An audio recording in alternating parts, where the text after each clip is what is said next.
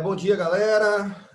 Aqui estou com o professor Lucas Miranda Marques. A gente vai fazer nosso primeiro papo aqui com pesquisadores do Brasil. E antes de eu passar a palavra para o Lucas, vou apresentar ele. O Lucas aqui é biólogo, licenciado e bacharel pela Universidade de Santa Amaro, com mestrado em microbiologia e doutorado pela USP, também em microbiologia. Fez um pós-doc também na USP, né, Lucas? Uhum. Um pós-doc na USP, tem trabalhado em colaboração com várias universidades no Brasil e no mundo, e tem uma ênfase no seu trabalho em micoplasma humanos e animais, estafilococos, também de humanos e animais, patogenicidade, resistência, biologia molecular. O Lucas trabalha com um monte de coisa e hoje a gente vai saber um pouco mais como é que foi a carreira do Lucas aí. Então, Lucas, se apresenta e conta um pouquinho como é que foi tua trajetória aí da graduação ali e como tu chegou aí a ser um pesquisador da microbiologia. Bom dia. Como o Sávio falou, meu nome é Lucas. Bom, eu sou atualmente professor da UFBA, atualmente, então já tem um bom tempo, já tem quase que 14 anos. Bom, a minha trajetória ela começa da seguinte maneira: eu no ensino médio eu sou o que todo mundo chama dentro dos biólogos da geração Dolly, né? Então que a geração que quando começou a Dolly ficou encantada por aquilo e decidiu fazer biologia. Eu sou dessa E aí geração também, Lucas. a essa dessa geração também. E aí na biologia, engraçado que na biologia o que não eu gosto muito da genética, hoje eu trabalho com muita genética, mas quem me encantou primeiro foi a microbiologia. E eu comecei a tentar juntar coisas que na minha família já estavam acontecendo. Meu pai sempre foi uma pessoa que gostava de criar coisas, plantar coisas, e ele começou a criar avestruz na época. E aí eu tinha um professor que era veterinário da microbiologia, o César, e aí eu falei: César, eu queria trabalhar com microbiologia e eu queria tentar juntar com o que o meu pai faz. Aí ele falou assim: ó, você vai então para começar a fazer, vou te levar para você começar a fazer estágio num setor chamado ornitopatologia, que é a parte de doenças em aves, lá da veterinária. Aí eu comecei a trabalhando com eles, com o professor Antônio Piantino, e aí do Piantino comecei trabalhando com Escherichia coli, e aí até que o Piantino trabalhava muito com dois professores, que era uma professora chamada Helena Metfogo e o Jorge Chimenetsky. E aí a Helena um dia passou e falou assim: ó, é legal o que você está fazendo, mas eu já vi muita gente trabalhando com coli em avestruz. Você tem que trabalhar com micoplasma. Aí ela falou para o Piantino já saiu da sala e falou assim: não, você pode pegar suas coisas e a partir de amanhã você se muda para o laboratório do CB, que é o laboratório do Jorge. Naquele dia, jurei que eu tinha sido mandado embora do laboratório. Tinha certeza que eu tinha sido mandado embora, que eu tinha feito alguma cagada.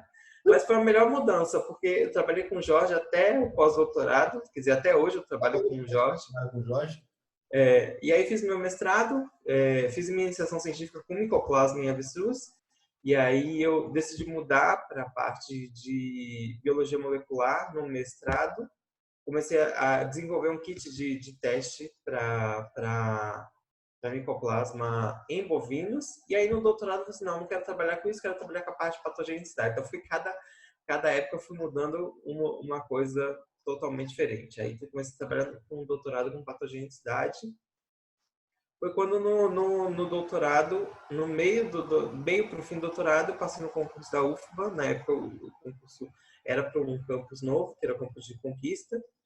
E os concursos eram para mestrado, a maioria dos concursos abriram foi para mestrado. E aí eu passei no concurso, foi onde eu conheci Sávio, né? E aí já estou lá há 14 anos. E aí, ô Lucas, mas me fala assim, é complicado para a gente, assim, pelo menos no meu caso, assim, a gente quando está no mestrado, a gente olha para os professores e fala assim: cara, eu nunca vou chegar nesse nível desses caras. Pelo menos comigo aconteceu assim. Você vai acontecendo e tem uma hora que tu tem que dizer assim: porra, agora eu sou pesquisador. Quando é que tu deu conta de dizer assim: ó, agora eu saí da categoria de estudante e agora eu sou pesquisador? Cara, eu dei conta quando cheguei na UFBA. Mas, por exemplo, para mim, muita coisa foi muito surreal, assim. Porque eu sou da periferia de Taboão da Serra, né? E aí, meu primeiro passo foi, assim, a USP era algo surreal para mim no começo. Porque quando eu estava na universidade particular, eu sou de uma época onde o pobre só fazia particular e se matava para poder fazer, porque era praticamente impossível entrar na USP. E, de repente, esse professor me leva para fazer estágio na USP. Então, a partir dali, eu já estava, assim, maravilhado. Como eu já estava, como eu falei, você sou da geração Dolly, e aí na época que eu cheguei na USP, eu pisei e falei assim, não, aqui se faz ciência. Então, ali eu já comecei o meu primeiro vislumbre. Então, comecei a entrar num laboratório, ter contato com reagentes, ter contato com pipeta. Assim, e eu, naquela época, eu já estava assim, meu Deus do céu, isso é tudo surreal para mim. E aí foi quando houve o concurso, entrei no mestrado. No mestrado ainda no mestrado você ainda está se adaptando à rotina do que é tudo, de você começar a pensar. Foi no doutorado que eu acho que eu já comecei a ter uma ideia do que eu queria fazer. Então, por exemplo, eu já tinha virado para o meu orientador e falado assim, olha, não quero trabalhar com isso, eu quero trabalhar com isso. Ele falou, o Jorge sempre foi uma pessoa muito aberta para tudo, para ideias, essas coisas. Ele falou assim, então, escreve o projeto e a gente discute sobre o projeto. E aí eu fiz. E aí, nesse período, foi que eu entrei na UFBA. E aí, na UFBA, eu já cheguei na UFBA com uma professora, que é a professora Regiane, com uma ideia de um projeto, com um edital, e falando assim, ó, vamos mandar uma proposta. Aí eu falei assim, eita, peraí. Agora, tipo, Agora é sério. eu era o mandado, agora, até outro dia, eu tinha que prestar conta para todo mundo, tinha porque lá na USP eu tinha o Jorge como meu orientador e ainda tinha mais a minha co-orientadora, que era a Melissa, que era pós-doc do laboratório. E agora eu tenho que pensar em alguma coisa. Então, foi a primeira vez. E aí foi o primeiro desafio, porque eu sempre trabalhei com micoplasma. E, de repente, eu tinha que trabalhar com bactérias multiresistentes a antibiótico. E aí foi quando... E graças a isso, até hoje, é uma das minhas linhas de pesquisa, essa parte de resistência a antibióticos. Então, foi aí que eu acho que deu o start. E aí, quando eu defendi o doutorado, o Jorge já me sentou comigo e falou assim, ó, vamos mandar projeto juntos, eu quero continuar trabalhando com você. Eu falei assim, então... Foi aí nesse momento que eu Saiu de acho que estudante para parceiro, né? é engraçado que, por exemplo, esse ranço de estudante lá na USP eu ainda carrego, porque tem muitos professores que eu não consigo chamar pelo nome. Eu chamo de professor, porque eu não ainda, mesmo há muitos anos já, defendi em 2009, vai fazer fiz 11 anos que eu defendi meu doutorado, ainda tem essa relação. E pior que com muitos deles, hoje eu já tenho uma relação de parceiro, de, de, de trocar ideia, de trocar projetos, essas coisas. Isso que você está falando é um negócio interessante, né? A nossa geração ainda tem esse respeito muito grande pelos professores, né? É, Tem professor, a minha primeira orientadora, a Bonato, Cristina Bonato, aposentou. Até hoje eu não consigo mandar um e-mail para ela, por exemplo, dizendo Cristina Bonato. Eu sempre falo professora, porque eu professora. tenho um respeito muito grande ainda por essa geração. Mas me fala, Lucas, depois você chegou aí na UFBA e aí você tem que tocar seus projetos, né? Sim, E o que é que tu tá trabalhando? Eu sei que tu trabalha com uma cacetada de coisa, se mete num monte de coisa, sim, né? Então vamos pro ponto. Primeiro, tu tá cheio de parcerias hoje, né? Tu tá com parcerias sim. nos Estados Unidos, na USP, várias universidades do Brasil. Fala um pouco da tua rede de parcerias e os projetos que tu tá trabalhando mais ou menos com cada uma delas. Bom, eu acho que ela vem junto com a minha trajetória, porque assim, a gente chega na UFBA, a UFBA era um campus novo, não tinha nada na UFBA, e aí você tem que conseguir uma infraestrutura mínima para conseguir trabalhar. E assim, o bom do lado do campus é que a galera sempre teve muita questão da pesquisa, e aí a gente não conseguiu só uma estrutura mínima, a gente conseguiu uma estrutura bastante interessante de pesquisa, mas por causa do meu doutorado foi assim, quando eu falei, eu propus para o Jorge, ele falou assim, olha, eu não entendo nada do que você está querendo fazer. Era uma parte que já envolvia interação parasita hospedeiro, que envolvia a parte de imunologia. eu não entendo nada do que você quer fazer. Então, se você quiser correr, você vai ter que correr atrás das pessoas. E aí eu precisava de uma pessoa que trabalhasse com microscopia eletrônica, uma pessoa que trabalhasse com cultura de célula confocal, outra pessoa que trabalhasse com sequenciamento. Então, eu fui a partir do doutorado já correndo atrás das pessoas.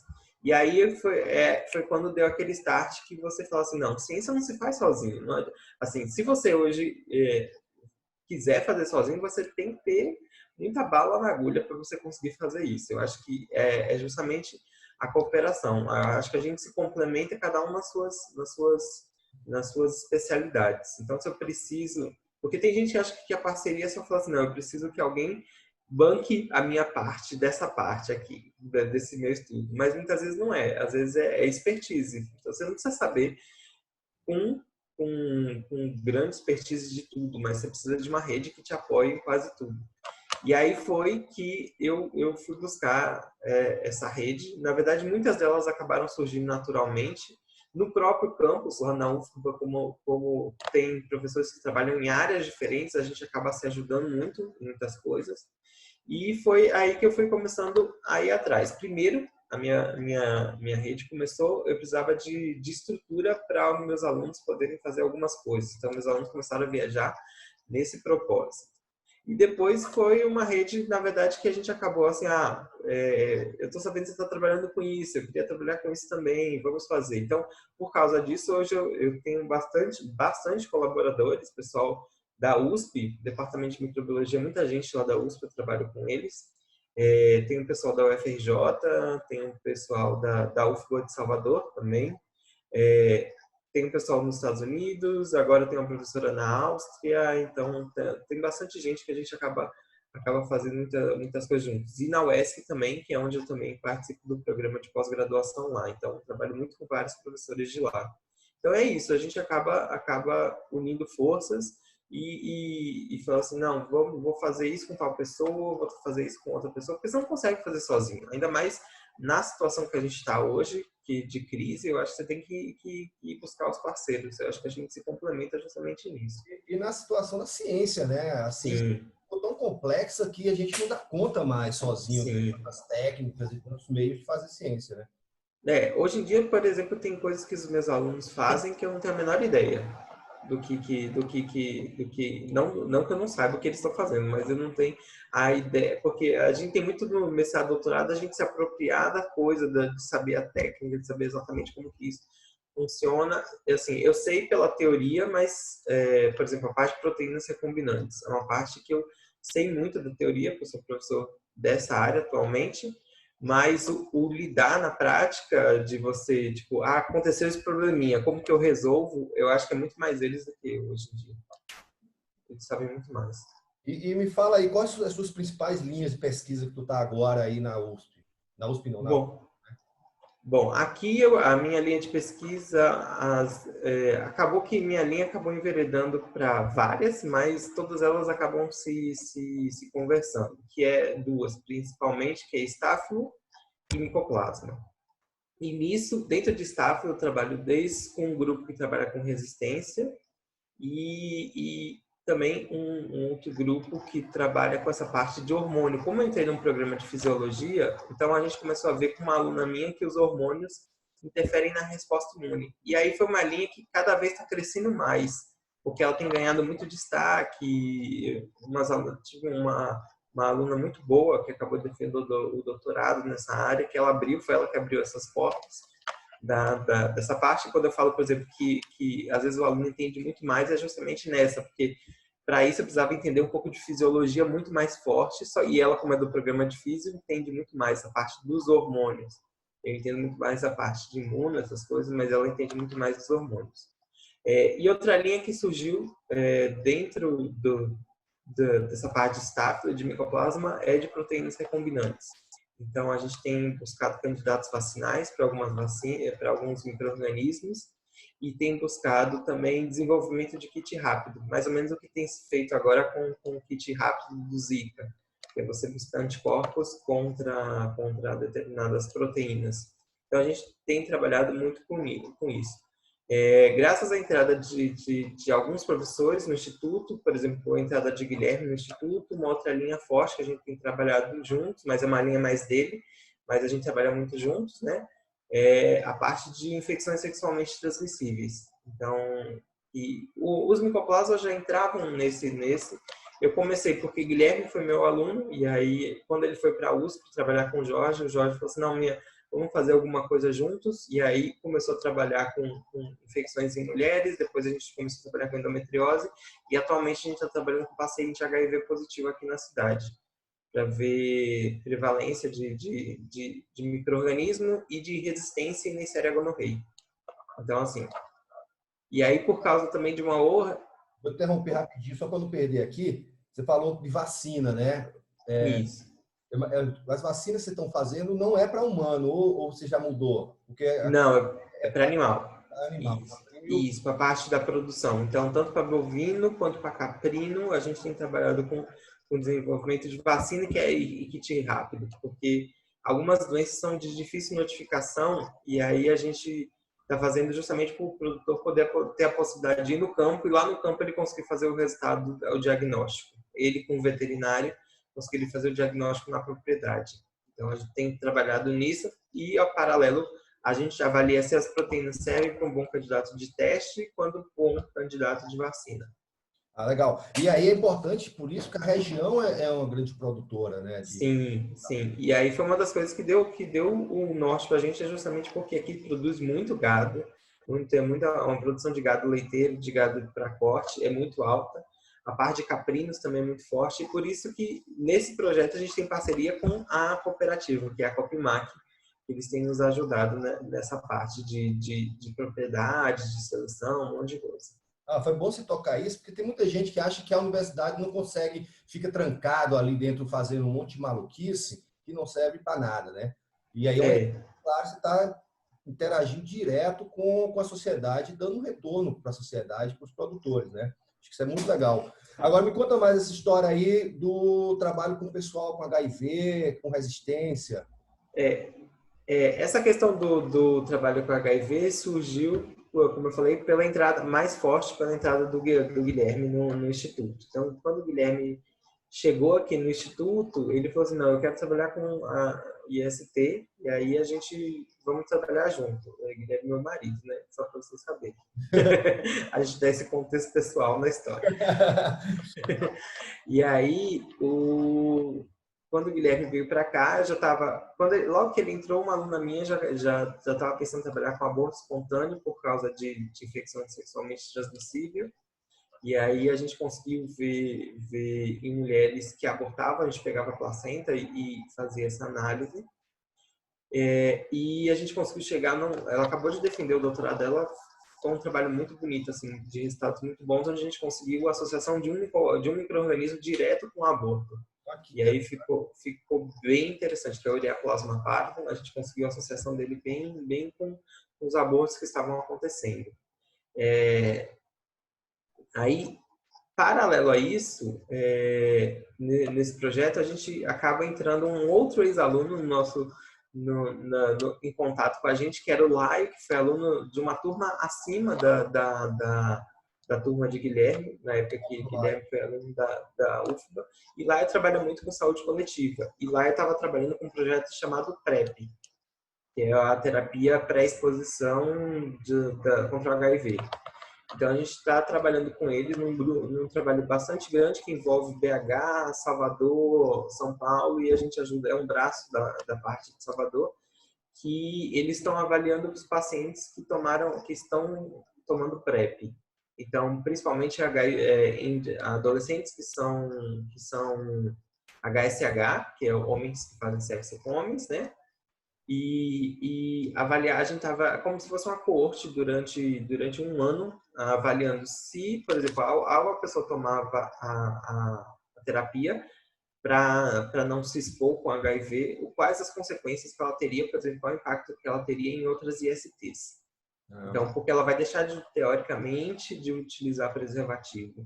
Então, teoricamente, porque durante o processo é recomendado que ele continue utilizando, mas a gente acompanha para ver se eles continuam realmente utilizando e se nesse processo vai ter algum surgimento de outras ISTs por causa dessa mudança de hábito deles.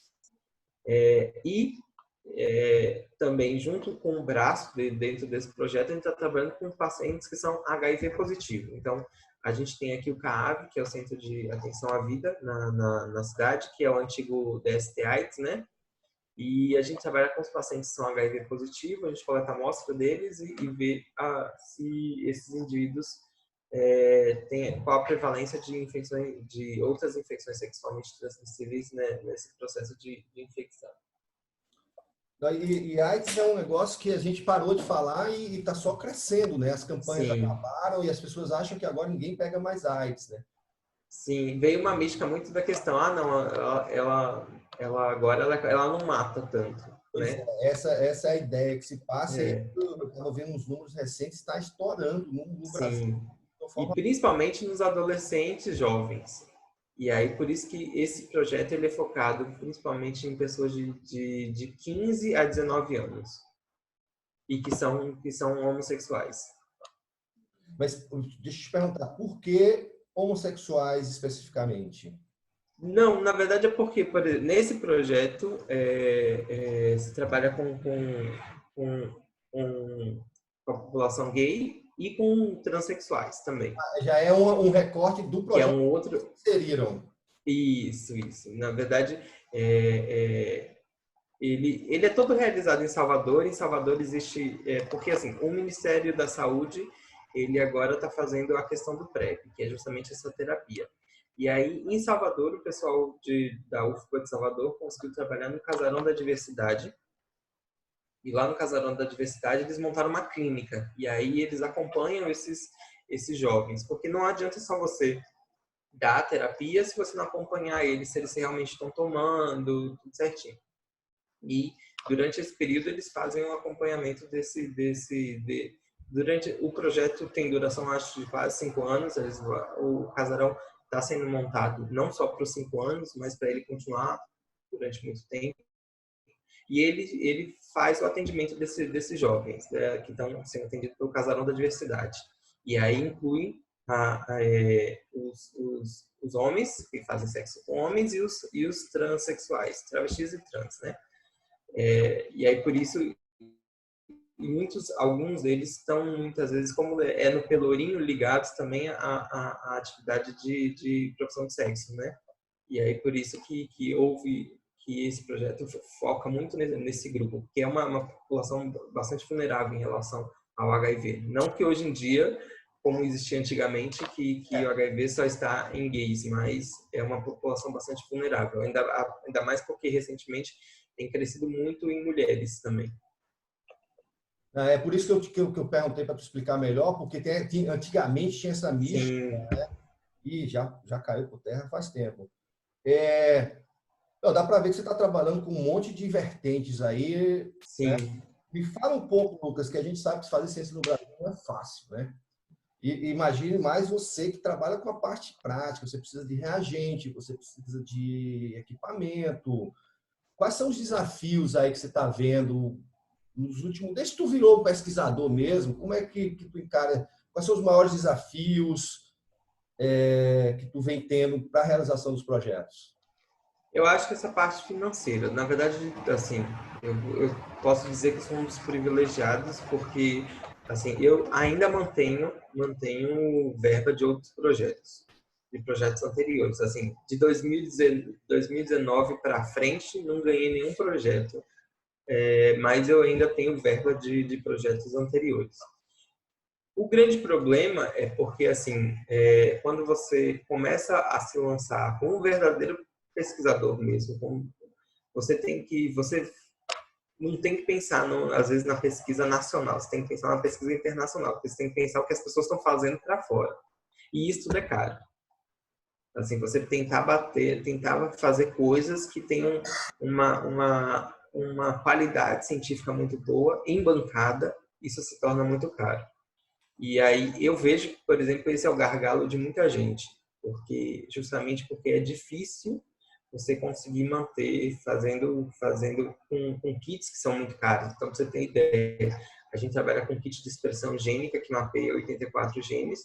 O kit de 24 placas custa R$ 30.000. E, assim, é muito caro. É muito caro. E isso é o nosso gargalo. E eu confesso para você que durante esses últimos 5 anos, é você viver na emoção. Você falar assim, ó, eu vou fazer tal coisa, mas eu não sei como que vamos começar tal projeto que eu tenho esse dinheiro, eu não sei como eu vou terminar ele. Então você sempre faz assim, chegou, por exemplo, no final de 2017, que essa crise parece que é agora, mas essa crise já vem já há um tempinho, né?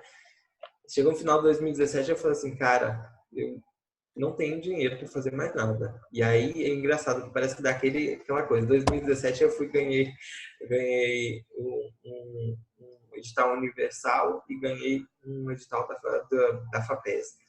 Então, assim, a FAPESB, aqui na Bahia, é uma fundação muito boa. Assim, ela está passando por grandes problemas. Então, ela tem atrasado verbas, ela não atrasa bolsas, graças a Deus, porque é uma das coisas que a gente sempre se preocupa com os alunos.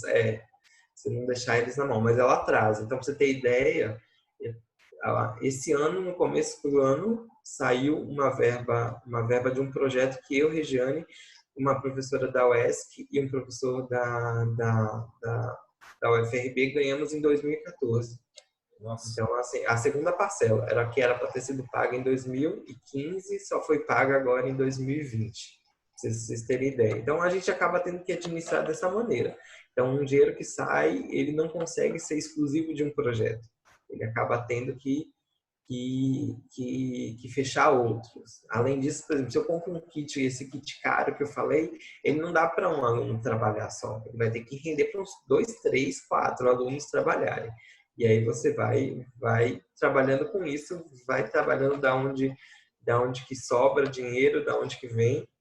Justamente por eu ainda ter a parceria com o Jorge, ainda tem a verba lá de São Paulo, que às vezes quando eu preciso de alguma coisa, eu falo, Jorge, preciso comprar isso para tal aluno, porque ele normalmente está nos trabalhos, então ele compra também algumas coisas, mas assim, é complicado, é difícil porque assim, quando você passa às vezes por outras universidades, eu acabei no final do ano agora eu estava na Universidade de Medicina Veterinária lá em Viena e assim, é outra realidade, né?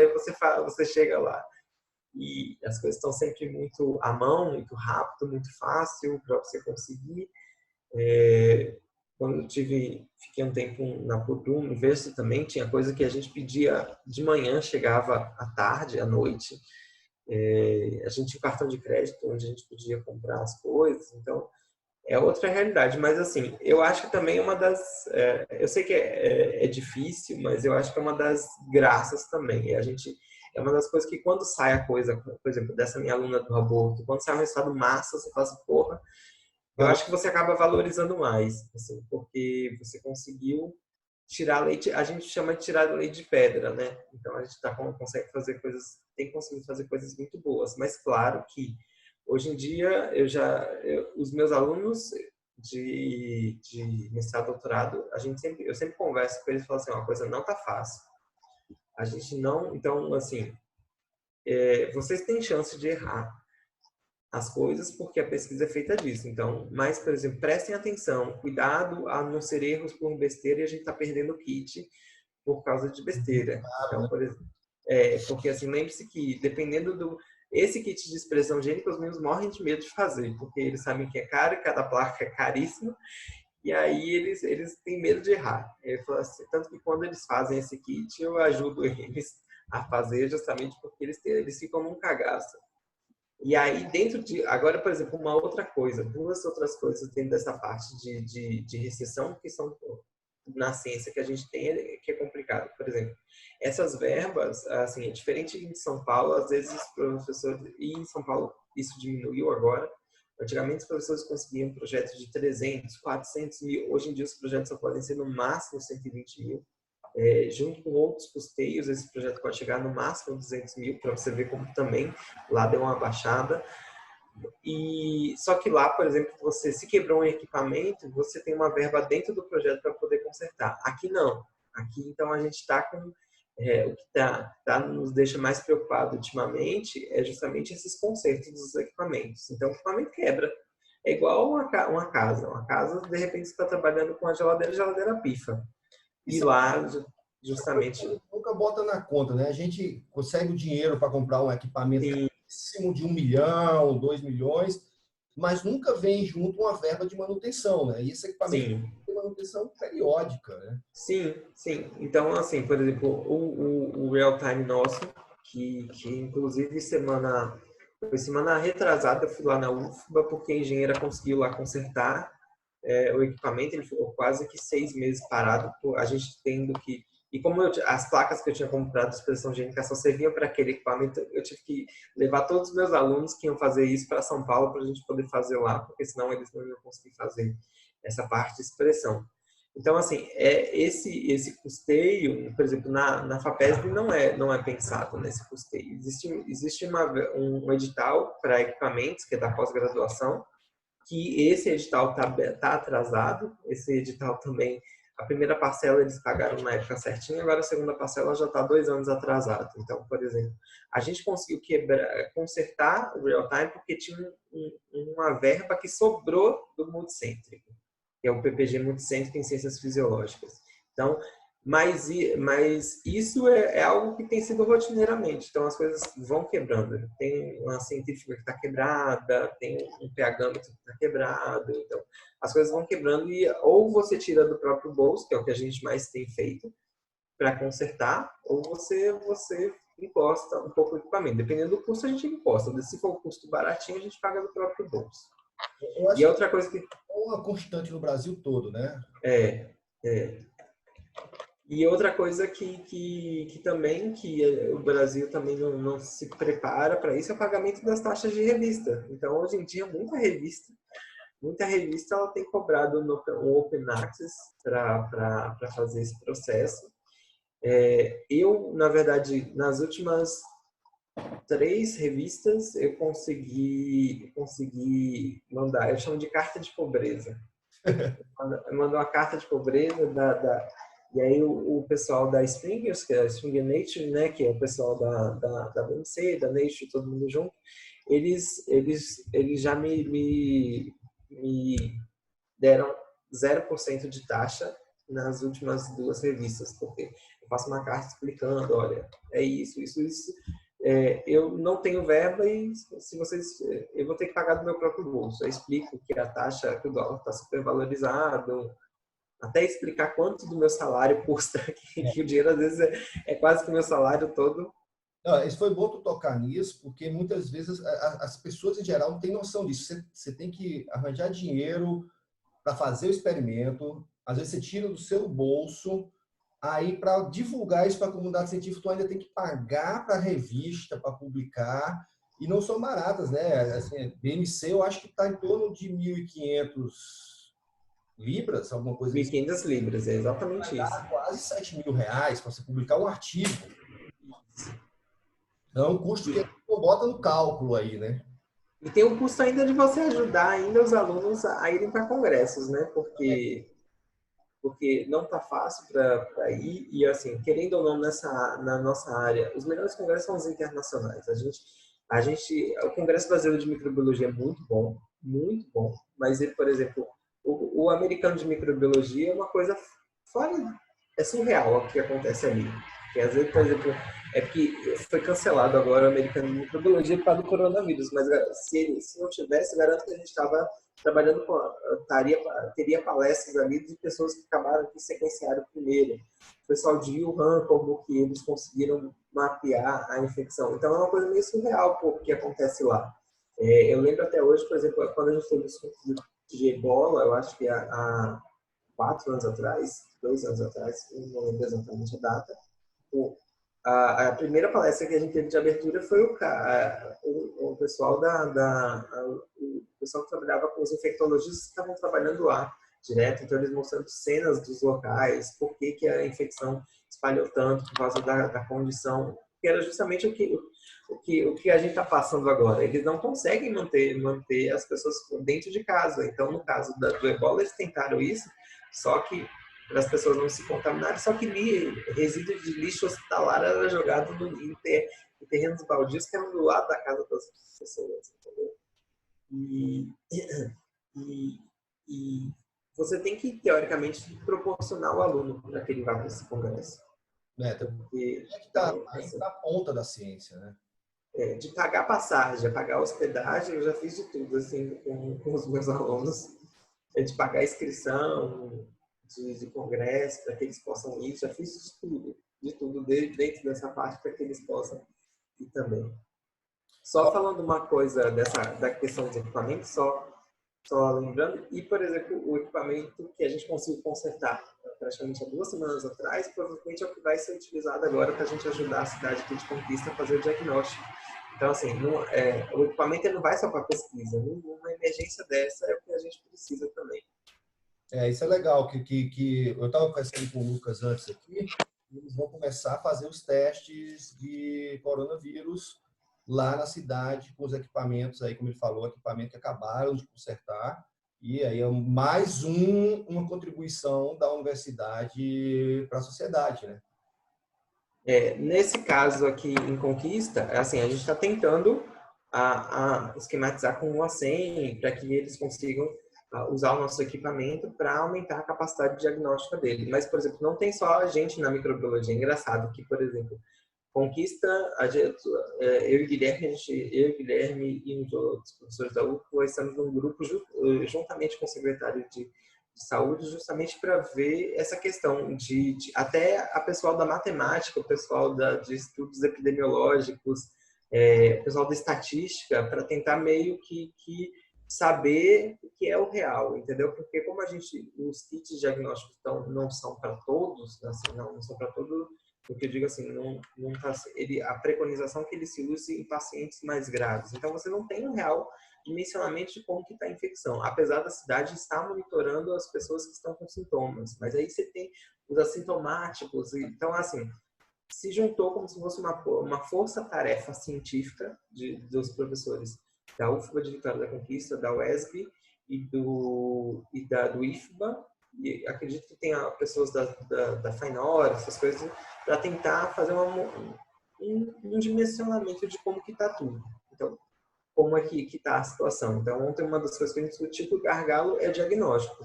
Aí a gente estava lá na reunião falando assim, a OMS, que na minha cabeça quem a gente tem que seguir nesse momento, né? Não querendo entrar nada em política, mas para dizer que é quem realmente sabe, né, da situação. Ela preconiza teste. A população, você só vai saber se você testar e saber quem é que está com o vírus ou não. E aí, nessa questão, uma das coisas é a gente tentar aumentar essa capacidade. Mas aí, por exemplo, tem o pessoal da epidemiologia que não, mas a gente tem que pegar além da capacidade, se a gente tem uma capacidade reduzida, quem são os grupos vulneráveis. Então, tem o pessoal. Aí, dentro da epidemiologia, além disso, tem o pessoal da matemática e da estatística fazendo toda a modelagem matemática para fazer um panorama de tudo isso. Então, assim, é engraçado que até mesmo a cidade, a gente tem feito, ela está agora tomando noção de qual a importância dessas universidades nesse momento de pandemia. Além disso, tem o pessoal da química e da farmácia, que eles estão produzindo álcool gel de maneira gratuita para deixar nos hospitais. Então, assim, é algo que a gente tem dado uma resposta de imediato para a cidade, tentar deixar para a cidade justamente a importância de que é. Então, eu acredito que também essa pandemia ela vai vir num bom sentido das pessoas voltarem a reconhecer o que é a ciência, da importância da ciência. Esse tema a gente vai chegar mais na frente, mas antes eu queria ver, você falou dos problemas aí da vida acadêmica, mas também tem coisa boa, né? Sim. Me fala um pouco, quais são as coisas boas que você vê na vida acadêmica, o que ela te trouxe de satisfação e que ele te traz satisfação, tipo a possibilidade de conhecer o mundo, que é uma coisa que eu chamo turismo científico. Isso assim, legal. Como sabe, me chama sou um bom turista científico, porque eu sou uma pessoa que eu sempre vou muito a congressos. Mas, assim, o que mais me encanta na ciência é a descoberta de novos talentos. Então, para mim, é o que mais me encanta, assim, de você, por exemplo, eu vim parar aqui em Vitória da Conquista, uma cidade que até a chegada da UFBA tinha uma pouca tradição em pesquisa, mas que, de repente, assim, a gente consegue hoje grandes talentos. Então, por exemplo, alunos que formaram aqui, que fizeram mestrado, doutorado aqui, ou que fizeram só iniciação científica e por a gente acabou indo para outro centro grande. Você tem alunos hoje que tem um destaque na ciência muito grande, assim, e que estão e que vieram daqui. Então, assim, você vê que a importância, porque a educação foi um mote, mas aqui também foi um mote muito grande de você descobrir pessoas.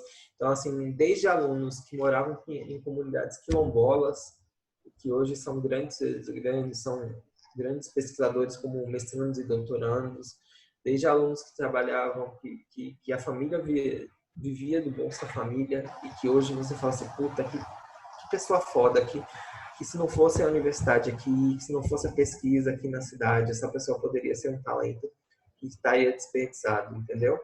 Então, hoje em dia você tem muitos alunos que estão como pesquisadores na USP, na UFMG mesmo.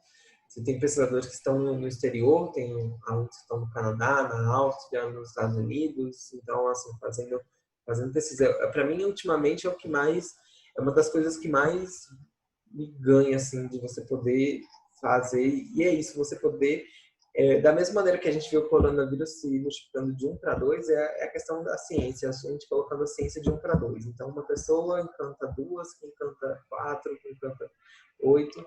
Então, essa é a possibilidade. E isso, na verdade, você ganha com eles podendo fazer as coisas, eles podendo ver os resultados deles e eles podendo se encantar com os resultados. Falar assim, poxa, fiz um negócio de qualidade. Outra coisa muito legal que eu acho é justamente dentro desse propósito, por exemplo, há 12 anos atrás, nosso campus nem existia praticamente.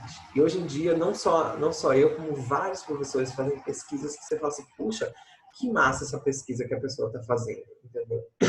E que coisas interessantes, porque aqui a gente tem pessoas desde a fisiologia, desde a farmacologia, desde a química, e assim, trabalho desde o pessoal da saúde coletiva, que é um grupo muito forte aqui no Instituto. Então, o pessoal fala assim, você fala assim, poxa, que massa, assim. Eu acho que, assim, a ciência tem o seu ego, claro, e eu acho que é uma das coisas que eu tento lutar sempre contra, a questão da pessoa achar que ela é um pouco mais só porque ela tem um título de doutorado, mas eu acho que a questão de se fazer ciência boa, entendeu? É quando você dá um prazer quando você vai para uma banca e você fala assim, olha, poxa, que ciência boa foi feita aqui, que trabalho massa que foi feito aqui, entendeu? Então, você conseguir ver que um campus que em 12 anos conseguiu fazer muita ciência boa e está fazendo ainda muita ciência boa, e que corre o risco de não fazer ciência por causa dessa questão de verba, é o que me encanta mais. Então, a formar e, assim,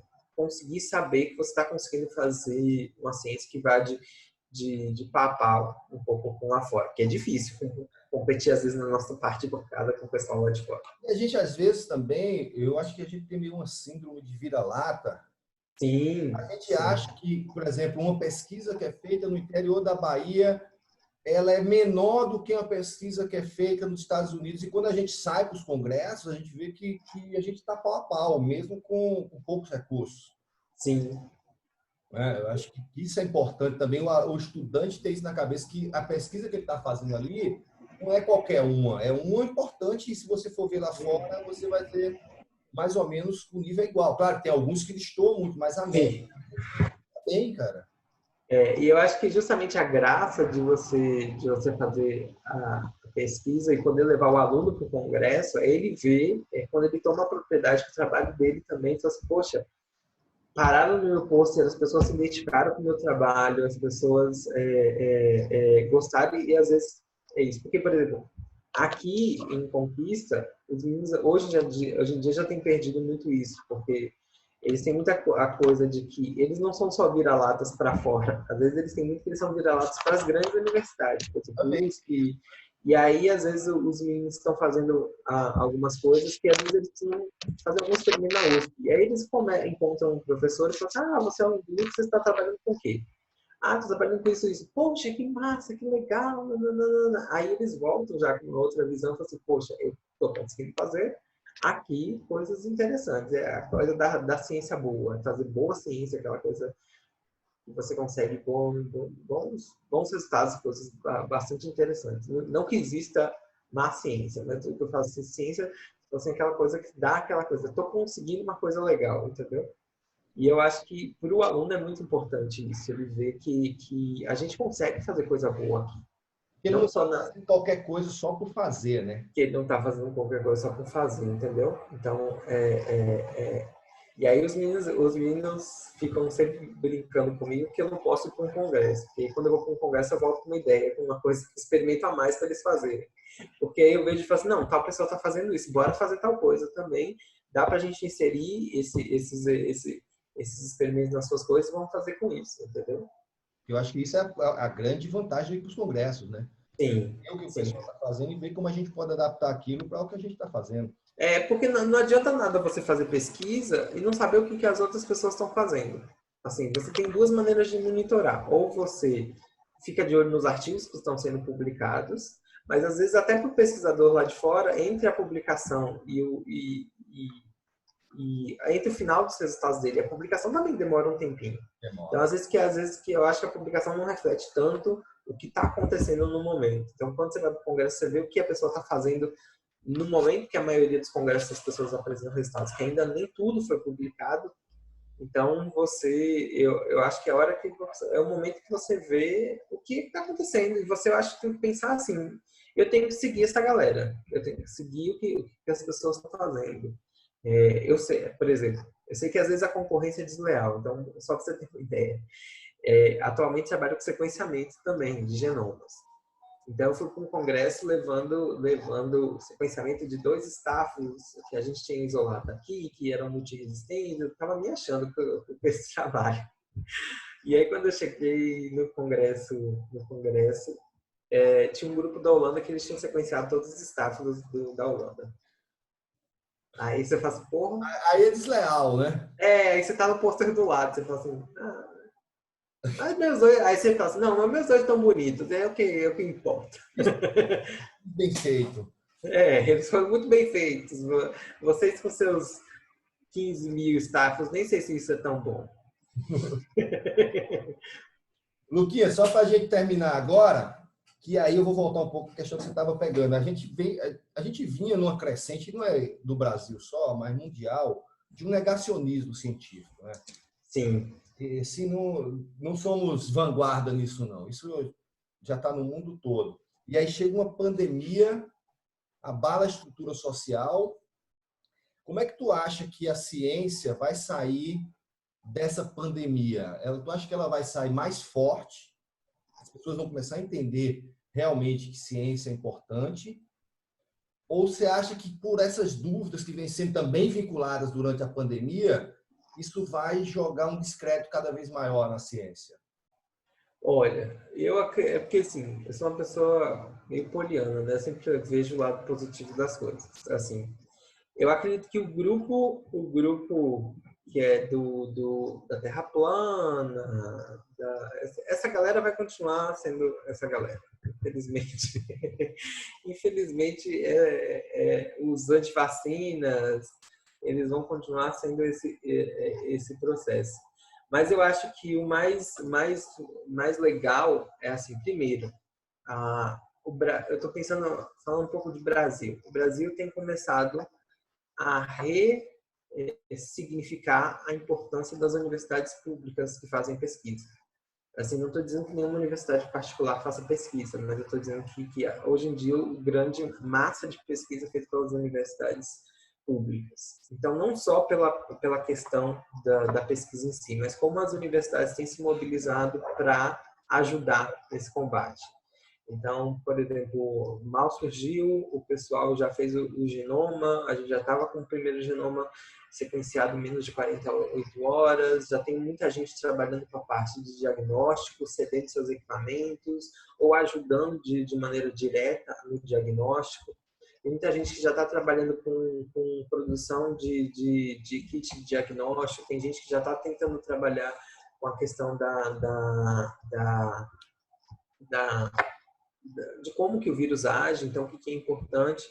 Claro que nesse processo surge as pseudociências, né? Então, assim, não, cloroquina está salvando todo mundo, hidroxicloroquina está salvando todo mundo.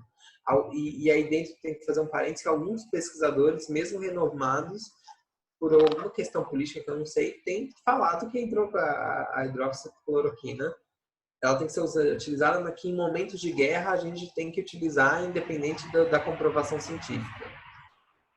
Claro, no desespero você tem que utilizar, mas não adianta nada você não está matando a pessoa pelo vírus, não está matando por causa da hidroxicloroquina. Então, tipo, eu acho que então, eu acredito que, por exemplo, tudo que tem surgido das universidades, da ciência, eu acho que isso tá, assim, eu acho que isso faz as pessoas entenderem. Eu pego muito pelo micro ambiente que se chama condomínio. Eu pego muito pelo condomínio. Então, existe um grupo de WhatsApp do condomínio onde surge tudo ali. Entendeu? Surge desde que o alho tá salvando o pessoal do coronavírus até... Então, por exemplo, as notícias que as universidades estão ajudando no grupo do condomínio foi uma coisa que as pessoas tipo, exaltaram por exemplo, as coisas que a UFBA aqui de Conquista está fazendo, que a UESB está fazendo. Então, eu acredito que um pouco a gente vai conseguir. Então, por exemplo, a gente vai voltar, eu acho que a população a ter um espírito da importância do que é a ciência. Então, assim, a ciência ela fez um mau papel durante muitos anos. A gente se afastou muito da sociedade. Não, eu acho que possível também, né, Lucas? Porque a universidade tem educação de extensão. Sim, sim. Mas a universidade é péssima em propaganda. Sim, exatamente. Exatamente isso. A divulgação do que ela está fazendo, muita gente mal sabe. Eu acho que isso vai ajudar um pouco a população a ela entender um pouquinho mais. Entender, por exemplo, está surgindo uma vacina, está surgindo isso, mesmo que não seja brasileiro, que seja de fora, que através das pesquisas, que através de... Porque o brasileiro ainda ele não entende muito algumas coisas. Por exemplo, tal grupo fez uma projeção que a gente só vai sair da pandemia em setembro. Então, assim, as pessoas ainda não entendem como que isso tudo funciona. Por exemplo, a gente está fazendo diagnóstico por PCR. Aí eu só vi outro dia no condomínio. Eu quando eu fizer, eu vou querer esse PCR. Tipo, você não tem a menor ideia do que é. Aí a gente vai, por exemplo, no grupo do condomínio tem eu e tem mais uma outra professora, e a gente vai falando assim, não, gente, o PCR é isso, ele serve para isso, ele faz isso. Então as pessoas elas já vão tendo um pouco mais de noção. Então, por exemplo, as projeções. Por que está se pensando nessa projeção? Você, gente, está se pensando nessa projeção baseada em Wuhan, o que aconteceu lá, essas coisas, modelos matemáticos.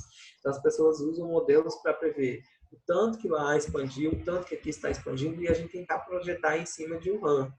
Entendeu? Então, por exemplo, Wuhan está saindo agora do isolamento. Então, provavelmente na mesma escala em que Wuhan mantém o isolamento social que Wuhan fez, a gente consiga chegar nesse propósito. Então, eu acredito que assim, eu vejo esse lado positivo.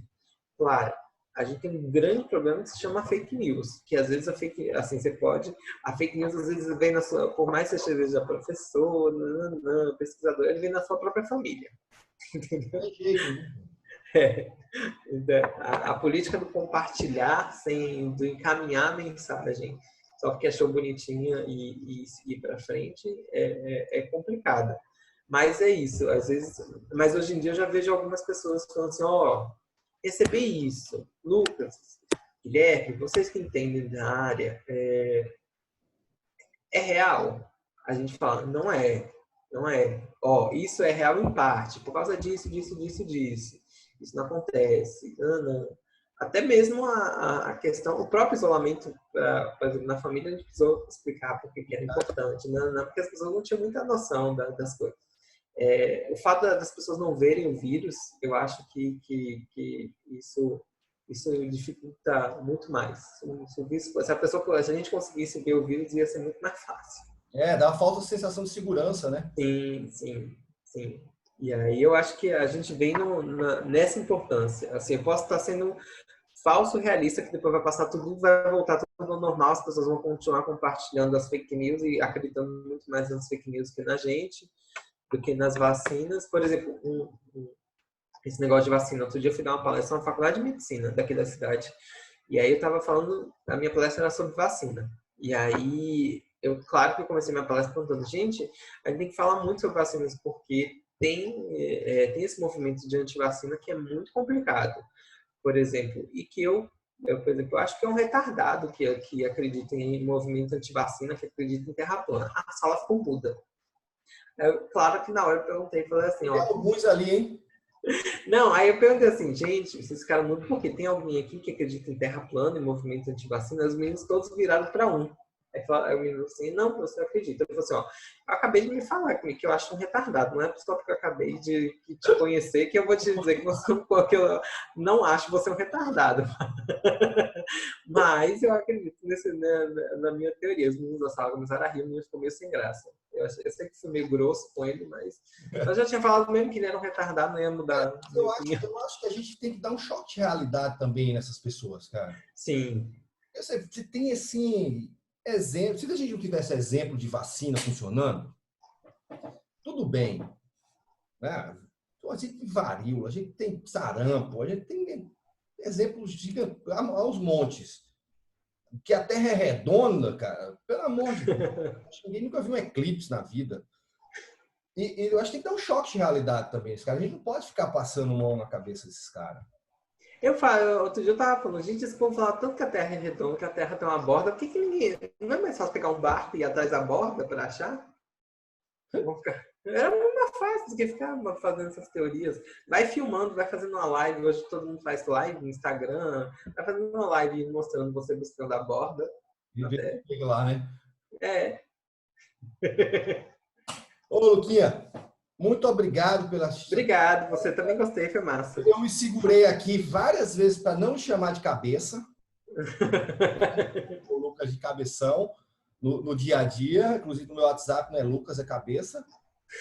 Cara, muito obrigado. Manda um abraço aí pro Guilherme e se cuida aí, cara. Vocês também, se cuidem aí. Manda um abraço para a Ariadne. Dá um abraço aí nas cachorras também. Pode deixar. Tá bom? Valeu, Falou. querido. Um beijo. Beijo. Tchau.